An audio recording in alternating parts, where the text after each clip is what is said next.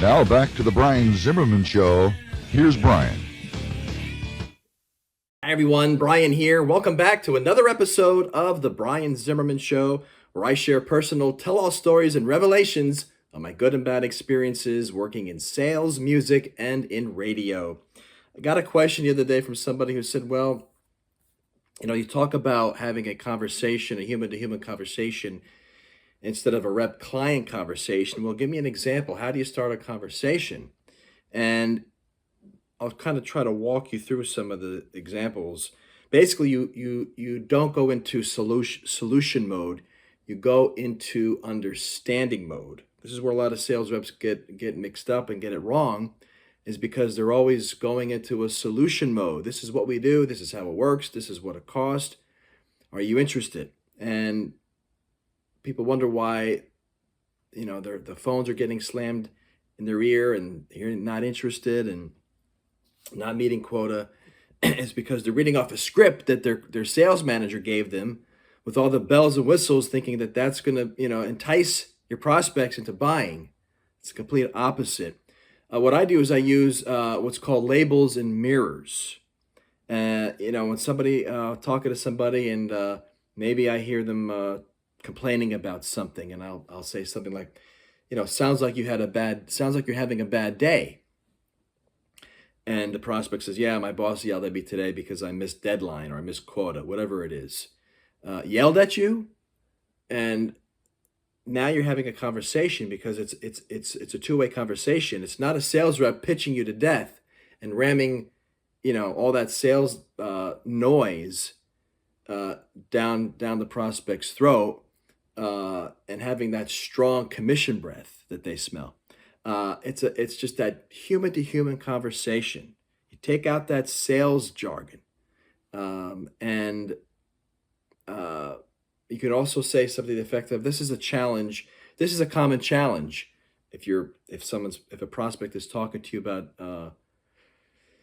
a problem that they have, happy to share some ideas with you. But I wanted to get your idea. I'm curious what your ideas are. I'm curious what your thoughts are on what's happening or why this is happening.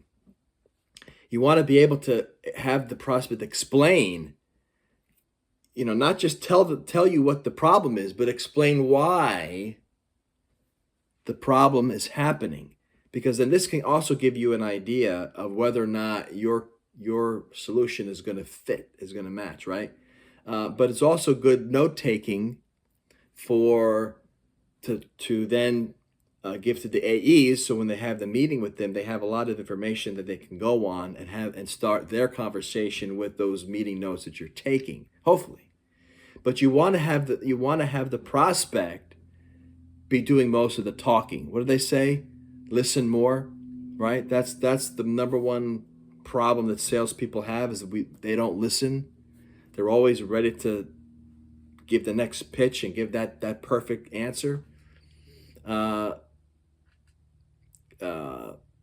So that's kind of the way that you kind of start that conversation.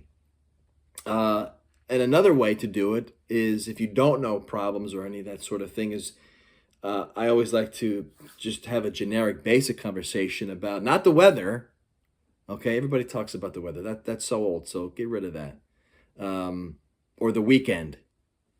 How is that separating you from all the other sales calls that they're getting? Don't talk about the weekend. Don't talk about how the weather is down there.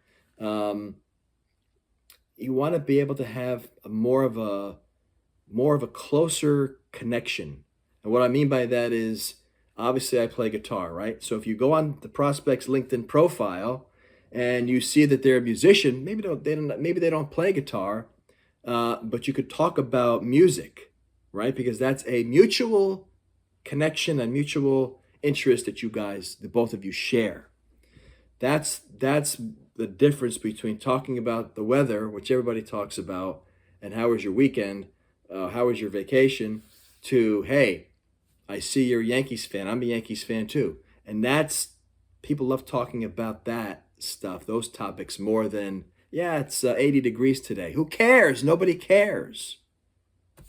Don't get me started. And prospects pick up on that. Okay, they pick up that, hey, this is the first conversation somebody didn't ask me about the weather or how my weekend was. And that sticks with them, that stays with them, because now you're being pushed and categorized and you're taken out of the rep zone, right? Because you're not talking about what all the other reps are talking about. It's a different angle, it's a different approach. It's a human to human approach instead of a rep client approach. That's what people, and a lot of people say, well, how could you sell something if you take the sales rep out of it, the sales pitch out of it? Well, very easy. Like I just said, having that conversation. When, for those who watched my video on the, when I used to work at a mortgage company, taking mortgage applications over the phone, why I became a top sales rep was because I didn't ask questions like with all the other salespeople were asking. Do you have time to take an application? Is this a good time? No, of course not. I went right into the application. The first question was number of family, number house, right? Is a one family house or two family house? You know, that sort of question. And that's what I went into. And I was having a conversation with somebody and not saying, okay, this is the first question. Are you ready? There's 10 questions here I have to ask you. Of course, people are going to say, I don't have time now. Call me back tomorrow. Call me back next week. It was a conversational flow. And a lot of times when I was finished with the application, people I would say, now I'm going to hand this application over to the loan officer, the senior loan officer. And they said, what application? They didn't even know I took an application because of that human to human conversation, right? That's how you do it, folks. That is all for this episode. I'm Brian. Thanks for tuning in. I'll see you on the next episode.